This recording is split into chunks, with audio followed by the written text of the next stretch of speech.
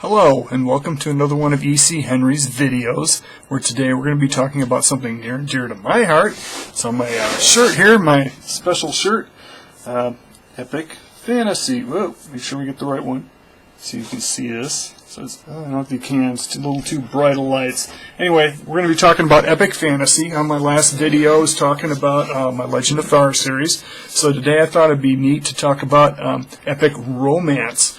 So I don't know what your thoughts are on romance. I love it. I think romance is one of the higher virtues in life.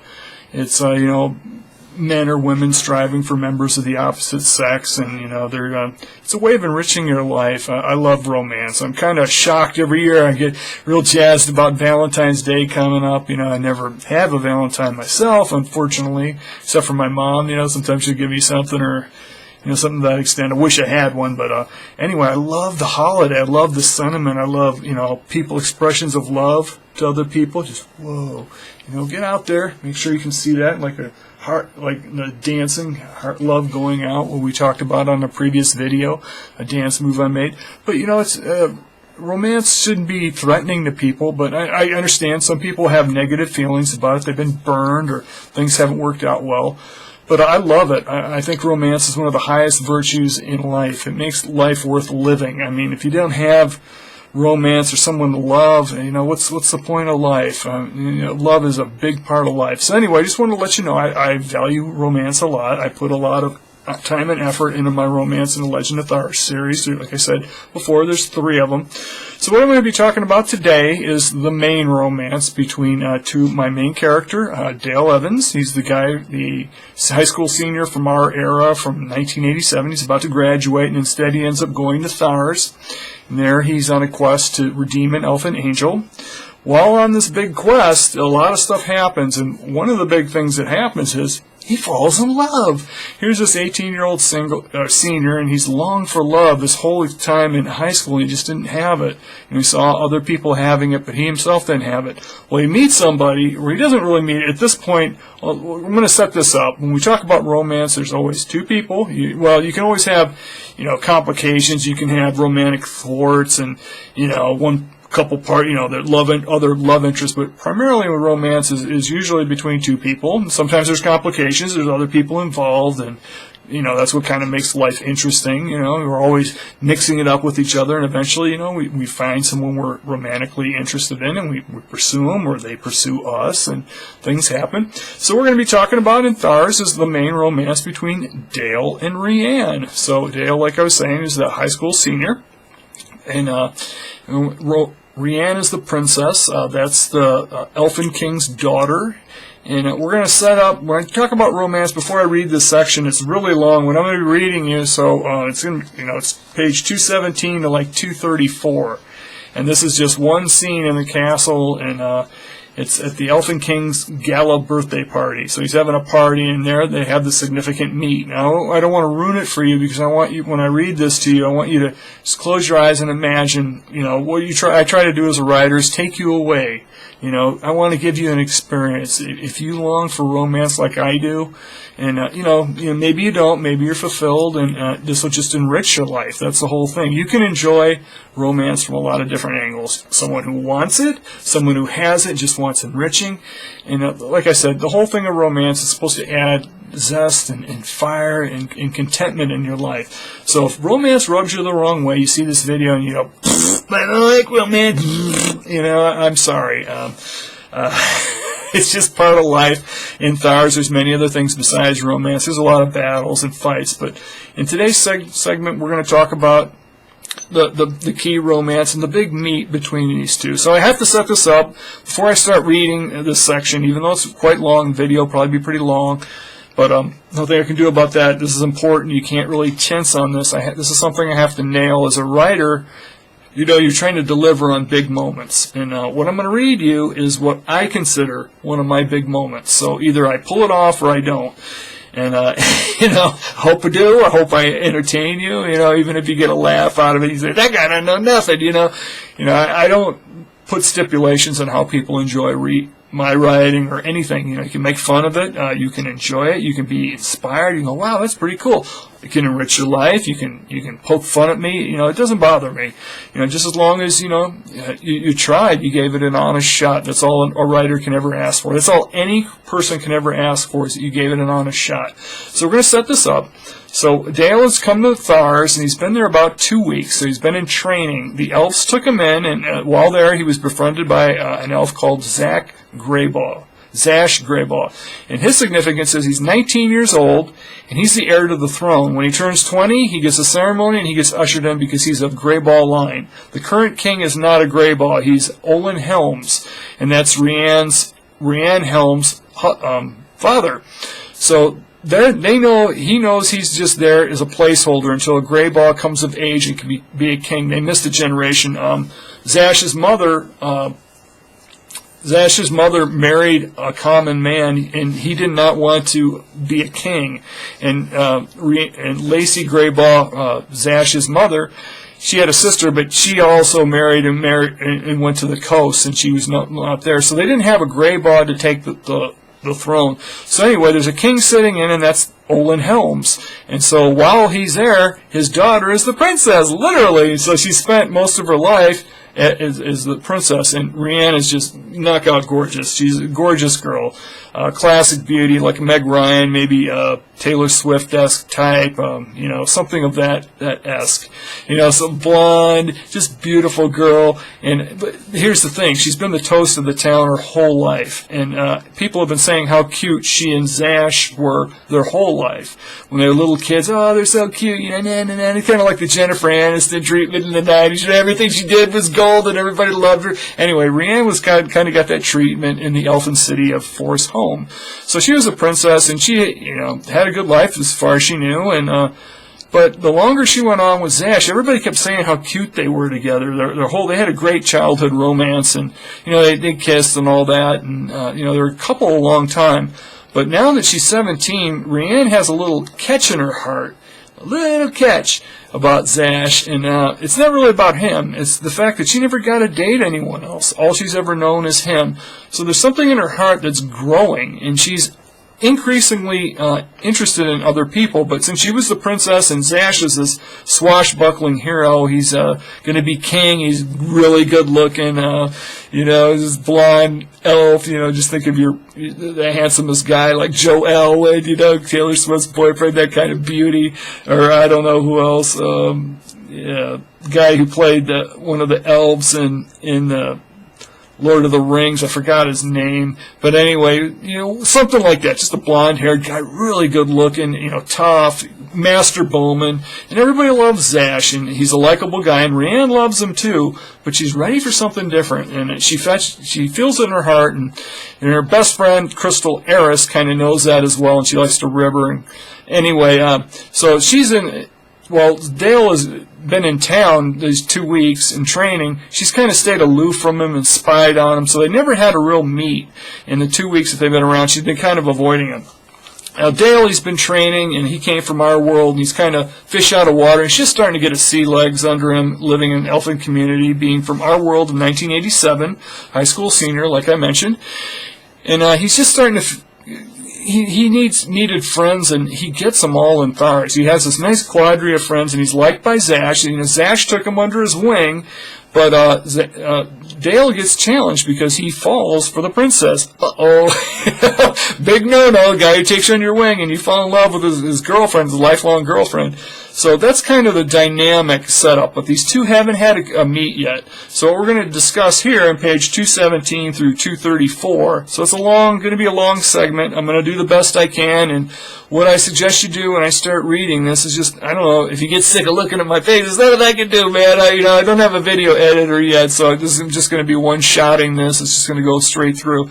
So if it gets a little monotonous looking at my mug, just close your eyes. One of the things you want to do as a writer is take people away and, just sweep them off their feet. That's why people read books. It's like they want to get their mind engaged, and they go, wow, you start thinking about romance and what it'd be like in the castle. And that's the kind of stuff you try to do as a writer. You're trying to spark people's imagination.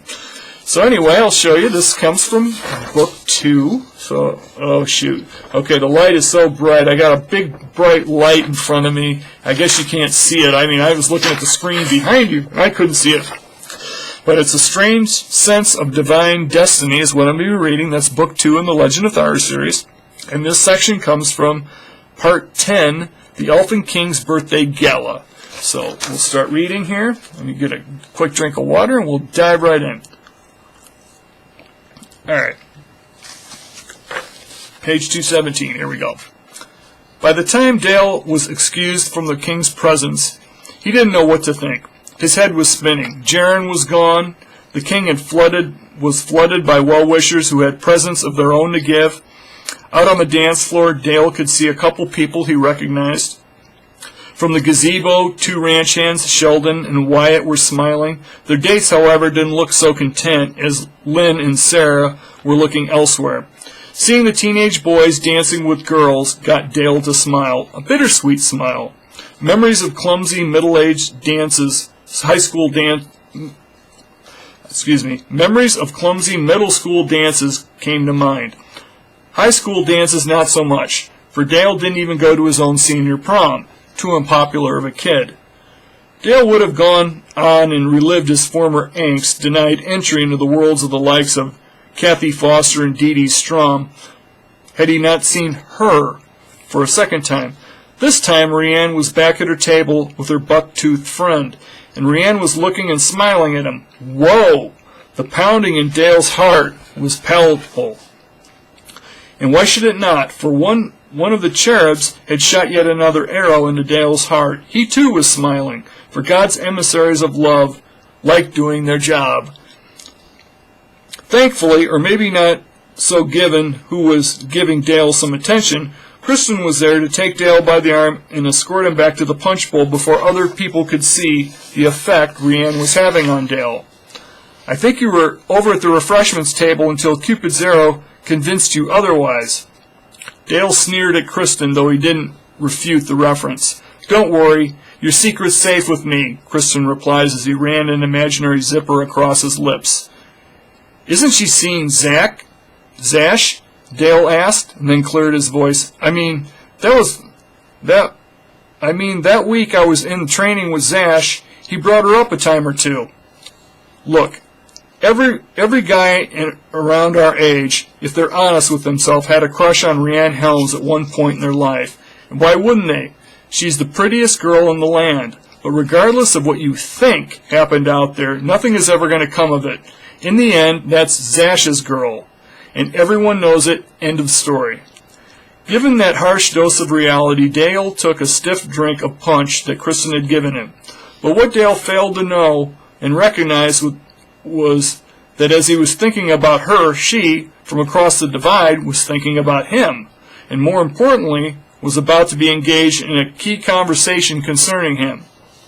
There at their table, Reianne and Crystal sat opposite each other with a piece of the king's birthday cake between them. You know, if God combined your teeth and mine, he could have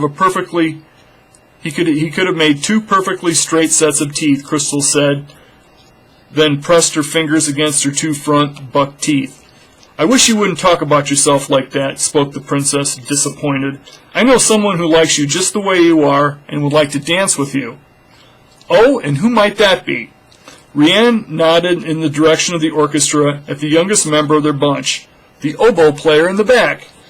Oh, that's just great, Crystal exploded, throwing both hands up in the air. You marry the prince, and I get stuck with his ink-stained brother. Don't be a baby. Just open your mind and think of what could be. You know, Dane won't always be working in your mother's shop. He's just doing that because he wants to be close to you. Yeah, right, Crystal countered.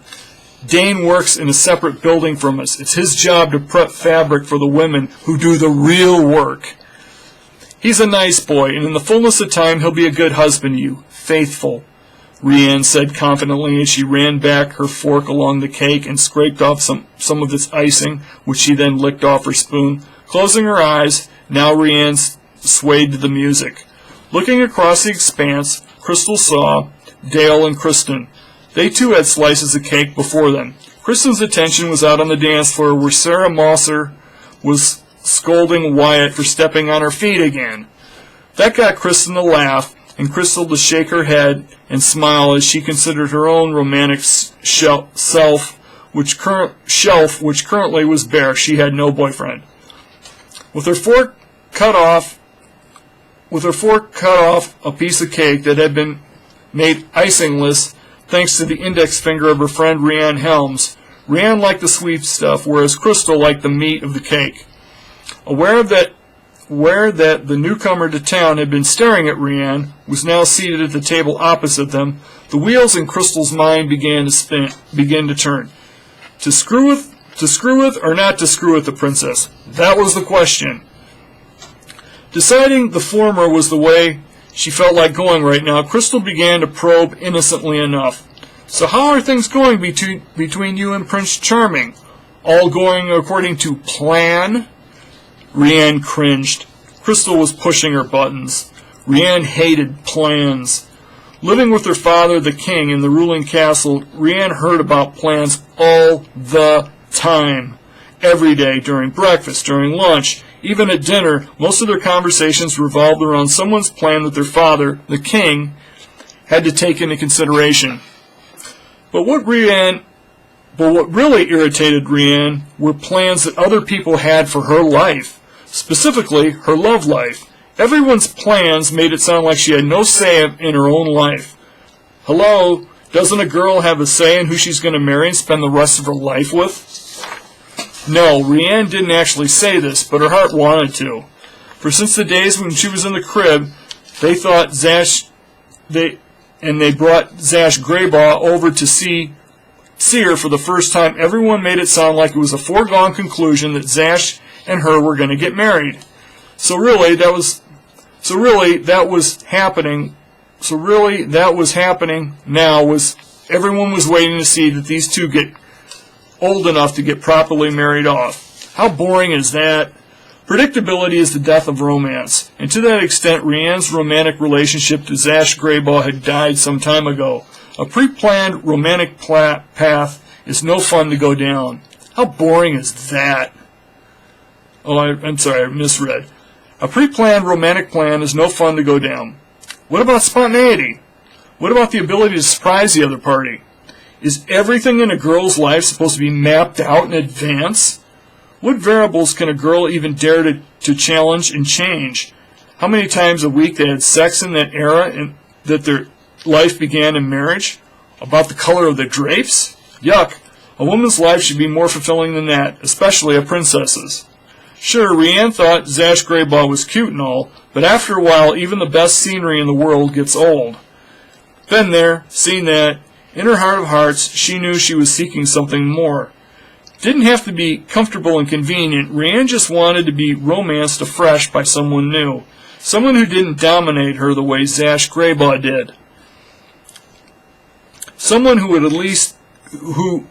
who she could lead at times, yet was strong enough to take the lead himself. Perhaps it was the fact that Zash Greybaugh was her only boyfriend she had up to this point that had Reianne looking outside the walls of the fortress of her heart. She was 17 years old, for crying out loud. At 17 years old, a girl should have more than one boyfriend in her romantic history. Perks of royalty is selection, is it not? There's more than one flavor in life. Yet, that was her fate. No, the doom that she was facing. In her heart of hearts, Reianne Helms knew she had to have another guy. Someone other than Zash Greybaugh, just to know for sure. To test if he was the one or not. Reianne had to know what it was like to be with another guy, even if it was her doom to live her life not following the plan. If not, a part of Reianne's heart would always be looking to the horizon. The sad truth was Reianne and Zash had so much history between them. No matter who got into that, you just can't ignore it. Since the days Reianne was in diapers, those two were always saying, people around them were always saying how cute a couple she and Zash were, how happy they would be together as husband and wife. Yet a sad truth that Reianne had to come to grips with was the fact that she was complicit in her own romantic death. Throughout her life, Reianne had pandered to the whims of the crowd. When her father's friends were gathered and watched and wanted to show, she gave them one. Kiss to the cheek, or kiss to the lips, whatever it took to solicit an "ooh" or an "aw" from the crowd. Reianne was a performer. She learned to deliver what her audience expected of her. And it wasn't as though her beau was ugly. Reianne actually liked kissing Zash Greybaugh. It was through him that Reianne had learned how to kiss a boy, and what it took to leave him breathless, gasping for more. But be it out on the bench overlooking the pond or back porch of Zash's flat, out in the meadow, or flowers under a picnic lunch, or the flowers after a picnic lunch, the two of them had countless places where they had romantic kisses. Never pushed the envelope and went too far and had sex, but the two of them had definitely brought the heat. The problem was that Zash Greybaugh was the only boy Reianne had kissed in a romantic fashion. Had Reianne been able to see in the spirit, what she would have seen would have inspired her. For none other than Lacey Greybaugh was looking at a fellow princess with empathy and compassion. If anyone could relate to the struggles of the heart and emotion that Reianne was going through, it was Lacey Greybaugh. For it was a mere one generation before Reianne's that Lacey was in pretty much the same place as her, a princess in her time of choosing with doubts in her head. Also, in the spirit were two cherubs. Both had their bows ready in hand, ready to shoot more arrows of love should opportunity arise. "Oh, what do you think of that Dale Evans guy?" Crystal asked Reianne. The question jarred Reianne out of the world of her own thoughts and brought her back to reality. Still, her response was immediate and pretty much a lie. "Haven't talked to the boy yet, but he has potential." Potential? Parsing the meaning of that response was going to be delicious. And so Crystal swiped a dollop of icing off the cake and licked it. "You know, a lot of guys wanted to dance with you over the years. Just didn't take the chance because of your famous beau was always right there casting a wet blanket on their wet dreams. Why do you always have to talk like that and ruin everything?" Reianne looked at her friend. But all Crystal did was stick her finger in her mouth and lick the icing off it. It was only after she was done and had swallowed it and saw that Reianne's attention had gone over to the boys' table where Dale and Kristen sat that Crystal said, "I dare you to go over and ask the guy to dance." "What?" Reianne exploded. "What?" Even if I like the boy, and I'm not saying that I do, a princess shouldn't have to resort to doing such a thing. Boys ask girls to dance, not the other way around. This isn't the way it's been done through the ages." "Fine," Crystal said as the tip of her index finger swished another swap of icing off the cake. "Then I guess you'll never know." Relishing her superior position, Crystal closed her eyes and feigned reaching culinary ecstasy as she shined her best friend on.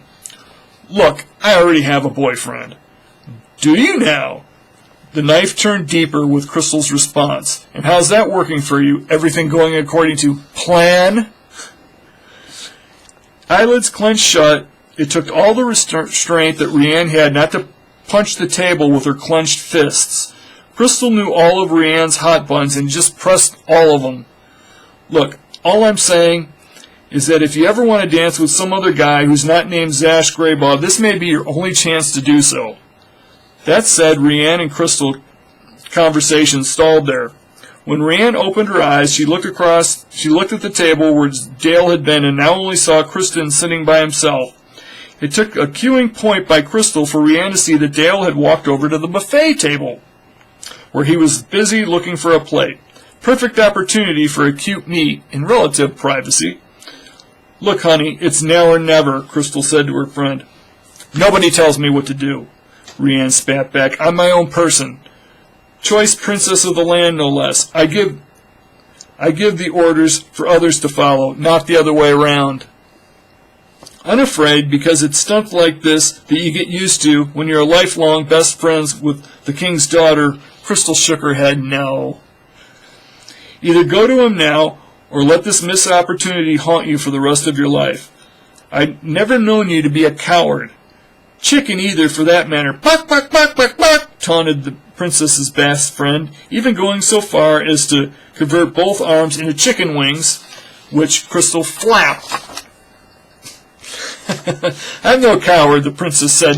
I gotta get back into the mood, sorry. I'm no coward, the princess said in protest as she shot to her feet. But once the blast wave of the princess's rage had dissipated, Crystal leaned over and offered Reianne a napkin. For your finger, Crystal explained. You don't want to make a bad first impression, do you? No boy appreciates shaking a girl's hand and then having to clean off his hands afterwards because the girl's hand was sticky from icing. Reianne's eyes widened. She quickly wiped her index finger with a cloth. Her index finger with a cloth. Cloth down, Reianne rose to her feet. Now or never. And so Reianne took in a breath of anticipation and then began her trek to the buffet table where Dale was. That which remained at the buffet table was not inspiring. Most of the meat and bread was gone. Generous cafeteria bowls, which had house rice and mashed potatoes, were all gone. Vase crottes, 4 servings of seconds, had cleared out, and all that remained was rice and a splattering of carrots, tomato wedges, cut mushrooms, hardly the making of a healthy dinner. But that's what happens when you're late to the buffet table. You get scraps. Oh, what Dale wouldn't do for a Big Mac and fries right now. Yeah, Long Beach had a McDonald's in the heart of town that was always good for either of those entries, perhaps a quarter pounder or McNuggets. A return trip home, at least for dinner, sounded awfully tempting about now. Still, air sandwiches don't satisfy a man's carnal bodily needs, so Dale rummaged through the leftovers. While picking through the veggies, Dale felt a tap-tap on his shoulder.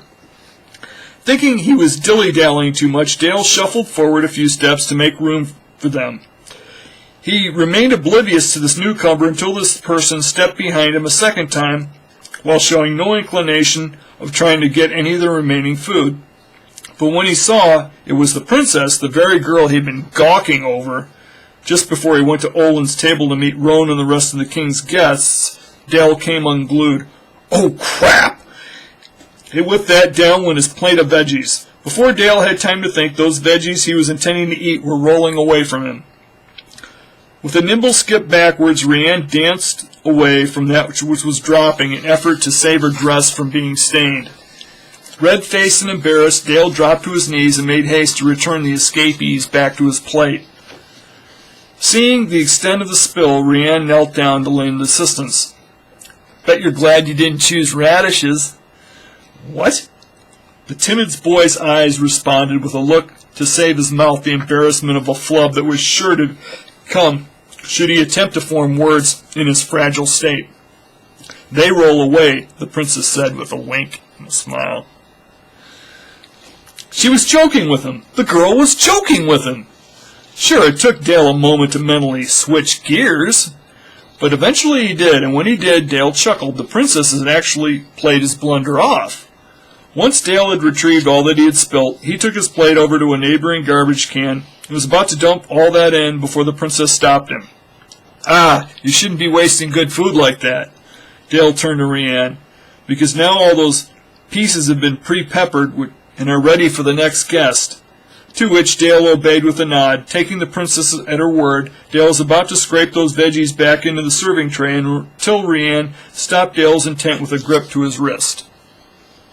Just kidding, Reianne replied, taking the plate from Dale. Reianne made quick work of dumping what was Dale's dinner into the trash, then re-engaging with him yet again. Oh, you're bad, Dale laughed. Those retort ended with his head looking down and trailing off nervously. I think this may be a case of the pot calling the kettle black, but even so, we've yet to meet, and I'd like to change that, because I know you've already met my father, but you have yet to meet me. The belle of the ball extended her hand out for a gentleman's shake. Reianne Helms, Princess Extraordinaire.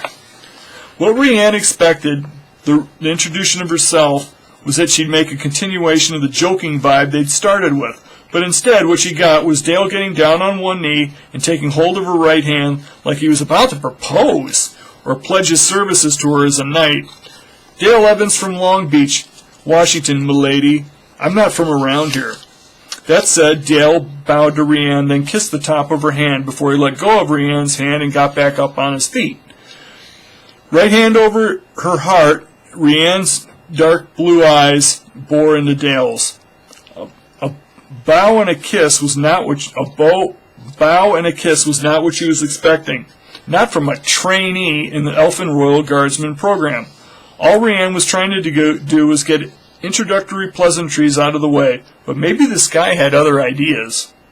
Right off the bat, Reianne could see that this Dale Evans was full of surprises. And isn't that what she wanted? So sure, this guy had made a favorable first impression, but that doesn't mean a girl lays out all of her cards down at first blush. No, a game had been started. And now it was time to up the ante. Reianne wiped the smile off her face and got as serious as she could. Keeping a strict poker face had never been a strong suit of hers, and so, though she fought against it, a smile spread across her lips. When Dale's pregnant pause was a little too pregnant, Reianne took it on herself to get things going again, albeit through a leading, "I'm sad to report that I'm currently unattended." "You serious?" blinked Dale's eyes. Right hand over left forearm, then a bashful scrunch of her shoulders as Reianne's left foot came up the stork perch of her right shin. Bat of her eyelids to complete the look of a coy girl who is hopefully waiting for a suitor of her liking to make his move. Flirting! Ding ding! The princess was flirting with him. Never in his life had such a thing happened to Dale, certainly not from Kathy Foster in the halls of Owako High, though Dale gawked over her in stunned silence many a time. Likewise, Dee Dee Strong, Dale's fallback femme fatale, always made sure she was in the circle of at least 2 other girlfriends whenever she was around Mr. Unpopular with all the girls. But here at Thars, things were different. Thank you, Jesus. For starters, in just over 2 weeks here in Thars, Dale had gotten further with one girl than in more than 2 weeks than he had in nearly 12 grade levels of school back on Earth. But it was time to stop being anchored in the past and step into a brighter tomorrow. Knowing he was expected to say something, Dale did. He pushed the butterflies in his stomach down and summoned as much courage as he could physically able of providing at this time, given who he was in company with. "I'd be honored if m'lady would grant me the privilege of a dance." Reianne saw Dale extend the hinge of his elbow out to her, to which she accepted and slid her left arm into his invite. Then together they made their way out into the ballroom. Yet, while passing through the crowd, the magnitude of what she had allowed herself to do hit her. Oh, shit. The ball was in her court now. Time to see if anyone was watching her, and where she could take Dale Evans, this Dale Evans fellow, that would ensure them at least a little privacy. And so Reianne surveyed her surroundings. Now, if Reianne had been able to see in the spirit, she would have seen the robed Lacey Graybaugh was watching her and Dale very closely from the other side of the buffet table. But besides this spirit, the only other soul who was paying her any heed was Crystal. And once Reianne made eye contact with her, Crystal went into a play-acting spiel about how her nails were faring, like she had any nails to concern herself with. How far the princess was willing to take her ego-driven charade. Sure, for now the princess was safe, but the longer this went on, the more questions that were sure to be raised. But then the other side of Reianne's nature spoke up. Why should she be afraid of anyone? If anyone attempted to leverage her engaging with another boy Zash Graybaugh's back, Reianne was capable of summoning more than enough firepower to retaliate. No fear. With confidence befitting royalty, Reianne took Dale by the hand and led him over to the quietest corner in the ballroom where others were dancing. Once there, Reianne set her hands on Dale's hips and started to sway in time to the music. Having only attended one dance in his life, and that was in middle school, Dale was relieved that the orchestra was playing was soft and gentle music, so no elaborate dancing was expected. The other couples around them were just swaying in each other's arms. Easy peasy, easy peasy. Even an inexperienced novice could do that. What Dale didn't know was that this is what elves expected at gala events like this. A reserved group of people, for the most part, expected events like this to play gentle music so couples could slow dance and get romantic. Yes, they did have lively dances to revive and celebrate past people and accomplishments, but while the king was opening his presents, what was expected was peaceful, soul-settling music, and that's just what the orchestra performed. As she swayed in Dale's embrace, Reianne made eye contact with Dane Hasselrig. There from his position as an oboe player in the orchestra, Dane had a bird's-eye view of Dale and Reianne. Though as her boyfriend's younger brother, Dane was certainly in position to make trouble for Reianne. Years of contact with him led Reianne to believe that Dane was a nice guy, one of whom, to date, had never caused her any heartache. One to date had never caused her any heartache, and he better not start now. Keeping his composure, it was Dane who blinked first. He closed his eyes and at least pretended to be focusing on the keywork of his oboe. Outside of the band, Reianne could see several other couples, yet none of those on the dance floor or neighboring tables outside of Crystal seemed to care about who Reianne was dancing with. Now, besides the watchful eye of Crystal Eris and Dane Hasselrig, both of whom Reianne had spent a lifetime dominating, the princess felt about as much privacy as she could hope for. The boy was hers to interrogate and have whatever fun came to mind. I really scared you back there, didn't I? Dale leaned back so he could face Reianne. What do you want from me? Dale stammered before his lips mercifully shut. Reianne's lower jaw dropped open. Words failed her. Either the boy had gone full retard, or he was head over heels in love with her. With the latter of those two opinions, the more flattering one, Reianne went with that. Though, in weighing her options, maybe breaking this off and leaving him here was the best for them both. Why endure an awkward moment when you don't have to? An effort was made on her behalf to introduce herself to this boy, and then he blew it. It was events like this that girls had been vetting boys. It was through events like this that girls have been vetting boys for centuries. Reianne bit her lower lip. Acting against her better judgment, Reianne grabbed Dale by the lapel of his letterman's jacket and brought him to go chest to chest with her. You're going to have to keep your eyes open if you want to dance with me, Reianne said to Dale. You do want to dance with me, don't you? Dale's eyes blinked, yet were closed, while the retard replied, Uh-huh. Reianne let out a long-winded sigh. She wasn't used to males talking to her in a stilted voice. Sure, the flames of romance had died between her and Zash a long time ago, but Zash had always been a fluid speaker. Reianne may not agree with what he had to say, but Zash never struggled to get his words out. But this guy did. Dale's candor and overall demeanor wasn't helping his cause. Still, they were here, and the time was preciously short. Once again, it was time for a move to be made, and once again that burden fell on the princess. Not supposed to happen like this, but this was reality. Taking a chance that maybe a little more touching might break this boy out of his funk, Reianne put her hands on Dale's hips and then rested one of her cheeks on the breast of Dale's letterman's jacket. She then swayed and hoped that Dale would just follow her lead and not do anything stupid. To Dale's credit, he didn't disappoint. He was just swaying to the music like she was. Heart beating like a jackrabbit, a million thoughts raced through Dale's mind. Just below his nose was the white, creamy slope of Reianne's neck. Beyond that, the princess's face, and Dale didn't dare look there. Not in the state he was in. Dale knew that first impressions were important, and certainly Dale wanted to make a favorable one with this girl he was smitten with. But what could he do?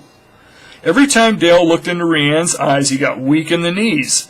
Dale cringed at the thought of how his fumblings were perceived. Heck, in Reianne's presence, Dale couldn't even put together complete sentences. Not good. But as of yet, Reianne hadn't walked off, so there was hope. Hope based on the fact it was Reianne who had come to him. It was her who asked him to dance. Yeah, that was something to hang your hat on, but Dale knew that good fortune would only take him so far. Eventually, he was going to have to deliver. Dale knew Reianne wasn't stupid. Heck, she was probably 100 times smarter than he was, and definitely more practice in how to deal with members of the opposite sex in close proximity. Dale's only hope was that Reianne could read between the lines and see how much he really liked her. That maybe, by some miracle of God, maybe she felt something remotely comparable to how he felt about her. Now, as for Dale, he had to scale his expectations back. He had to get his romantic sea legs underneath him, weather the storm, and start acting like a functional person again. Thankfully, the music that the orchestra was playing didn't require Dale to do very much. All Dale had to do was sway with Reianne in time to the music, and not step on her feet, which was something that Dale found he was already doing. See? Progress. Through their embrace, Reianne could feel Dale shaking like a water-soaked puppy. To think, a teenage boy in need of such care. Pitiful case. So in a way, Reianne felt sorry for this helpless stray, but in another way, Dale was quite dependent on her. He needed Reianne's help, needed her in a basic, loving way, because his current state was so limited. What a difference this boy's outward perception from that of Zash's Greybaws, who had been Reianne's boyfriend since the days of their childhood. Yet in all the years they had been together, how many times had Reianne been expected to take the lead? That would be 0. A big fat O. And that's how this princess perceived that to be. He was as strong, as independent as she was. Intriguing. There was something about this out-of-towner that was stirring Reianne's fancy in ways that her fancy hadn't been stirred in years. With Zash, Reianne knew everything there was to know. Sex was the last frontier they had to cross, and that threshold was to be reached in, about 7 months from now. Zash's 20th birthday would come, he would be sworn in as king in place of her father, and then they would marry. And later that night, the last and final frontier Reianne was set to cross would be crossed. No spontaneity, no chance of being surprised. Her whole life was laid out before her, and at this rate, even the names of their children that they would be having would be pre-selected. But this potential suitor had one trait that her lifelong beau, Zash Greybaw, would never publicly display, that being clumsiness and the ability to surprise. To that accord, Reianne knew the first thing she had to change about this guy in her life was that aforementioned clumsiness. Sure, a little clumsiness is cute and kind of funny, but that can't go on forever. And so it was time to nudge the boy on and see what was next, and when his real personality and who he was emerged. Basic boy meets girl etiquette guarded Reianne against taking this too far, but she had to do something. Still, this was the guy she had just met. What to do? Reianne bit her lip before succumbing to the old adage, desperate times require desperate measures. And so Reianne acted against her better judgment and whispered into Dale's ear, "Don't worry, I like you too." "Really?" Dale responded with glee. "Yeah," Reianne said with a nod and then pulled back her head so she could look Dale in the eyes. When Dale saw that Reianne was serious and not joking with him, something inside of Dale Evans released. Up from the depths of the soul came a fresh, new confidence. And once Reianne saw this change in Dale's eyes, he was no longer scared. She was. Heart beating a mile a minute, Reianne's cheek returned to the breast of Dale's Letterman's jacket. What had she done? The two of them swayed for a minute and got comfortable in their silent embrace.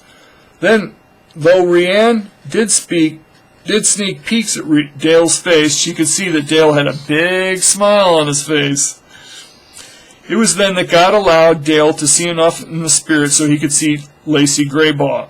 Lacey was in back of the crowd gathered around Olin's table, but she wasn't facing the king. Lacey was turned the other way and looking at Dale with her hands folded in front of her.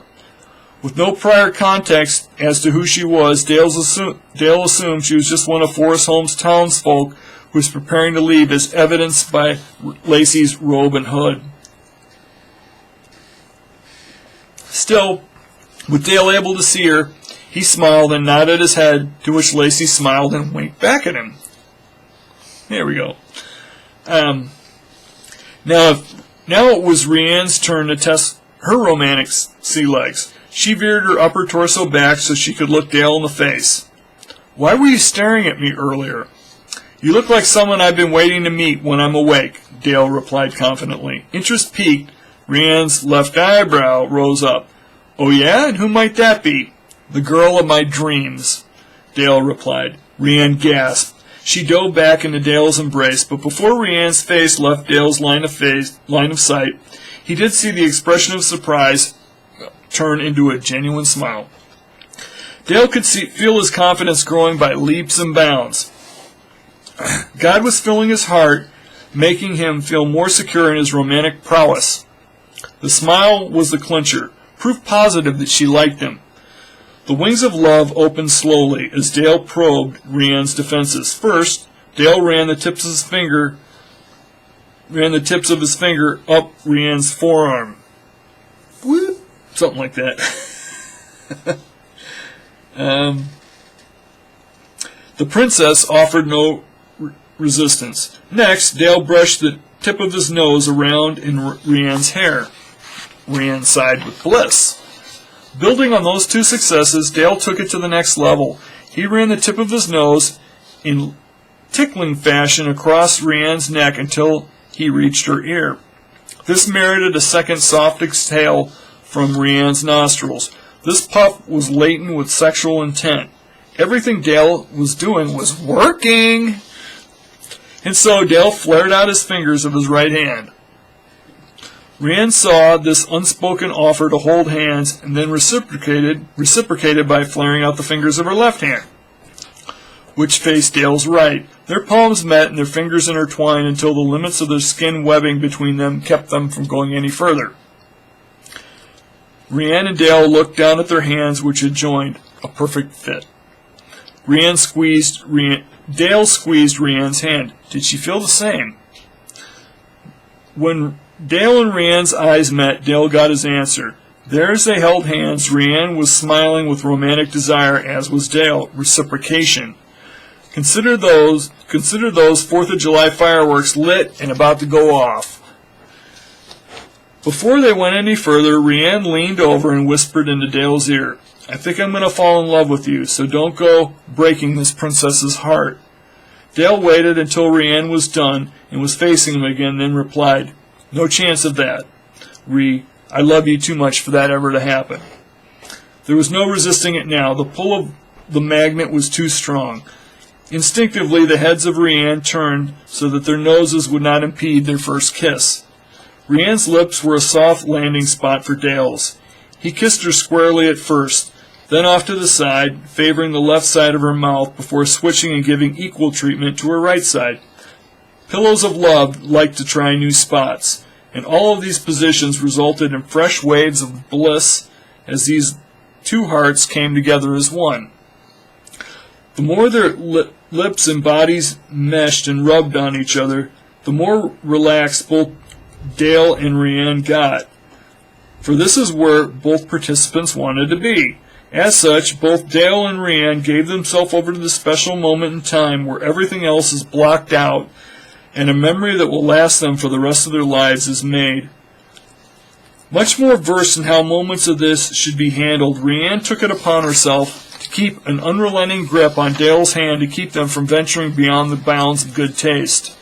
Dale and Reianne's lips touched, meshed, separated, then came back for more. Tongues were in play now, as each proved eager to explore the hollow cavity of the other's mouth. When at last Dale and Reianne's lips did part, both participants' lungs were heaving in throes of passionate desire. Wow! What a first kiss! During the post-kiss cool-down period, both Reianne and Dale just stood there and held hands, each looking deeply into the other's eyes where an abundance of love and acceptance was found. Dale had waited his whole life for a moment like this, and when it did finally come, God didn't disappoint. A lifetime of Hollywood movies and secondhand accounts from others who had actually kissed a girl before didn't prepare him for this historic moment. Even in his wildest fantasies, Dale never imagined himself feeling as good as he did in the afterglow of kissing Reianne Helms. Post-kiss, there was a stillness in his soul, a calm, a peace, a joy. Oh boy, where are we? Okay. Make no mistake about it, this was a God moment, a time that the Lord had specifically prepared with Dale in mind, a reward for a lifetime of waiting amidst a group of carnal peers, many of whom were already sexually active. As Dale found out from first-hand experience, the sweetest kiss a man can ever hope to receive comes from the one the Lord has specifically reserved for you to have. In response to romance, to God be the glory. For the Lord is the ultimate romantic. He knows the times that he has reserved for his servants in his good graces, a time for all things, even romantic love. Eyes closed, in his spirit, Dale could feel rose petals coming down from heaven and raining on both his and Reianne's faces. In regards to their coming together, God was pleased. No man should go a lifetime without experiencing a moment like Dale experienced on the dance floor with Reianne. If Dale didn't live to see another day, he would have counted himself blessed. Blessed to be able to taste and experience the magic of the kiss that men and women feel when their hearts find their soulmate. In the afterglow of the kiss, Dale's heart was at peace. You could see it in his dreamy eyelids. Reianne, however, was experiencing a different reaction. For once the magic of the moment wore off, she was drawn to her surroundings. His worry came in like a flood. They were the last couple on the dance floor. Instruments down, the members of the orchestra were breaking up and leaving. There would be no more music tonight. Likewise, those gathered around the king were dispersing as well. How long had she been kissing this foreigner from out of town? All the way to the band's intermission? And more importantly, who had seen their exchange? Suddenly, now the lips that had felt such pleasure only moments ago when kissing Dale Evans were cupping her right hand. What a fall from grace. Covering up the criminal responsible for her fall from grace, Reianne cupped her mouth. What had the princess allowed herself to do? From this moment on, her life was ruined. Fearful speculation had taken its hold, and there was no way Reianne could be there another moment. And so Reianne looked, left, then right. Had she been able to see in the spirit, she would have seen Lacey Greybaugh, smiling and nodding her head in approval. But alas, this scaredy cat was overwhelmed by the need to flee. Now Reianne had seen Lacey before, could vaguely remember her when she was a little girl, but mostly was that framed portrait of Lacey Greybaugh and her husband Davis Hasselrig that was the predominant way that Reianne remembered Zash's mother. That portrait of his departed mother was a bittersweet favorite of Zash that was featured on his father's flat in the heart of town. Zash had shown it to Reianne on multiple occasions and confessed to her that portrait of his mother brought him solace and reassurance any time he was unsure of himself and needed a touch that only a boy's mother can give. With a prevailing feel of doom and dread in her heart, Reianne left Dale without giving him an explanation. She just eased into the crowd and headed for the hallway. Though Reianne had deserted him, Dale took no action to catch up to her.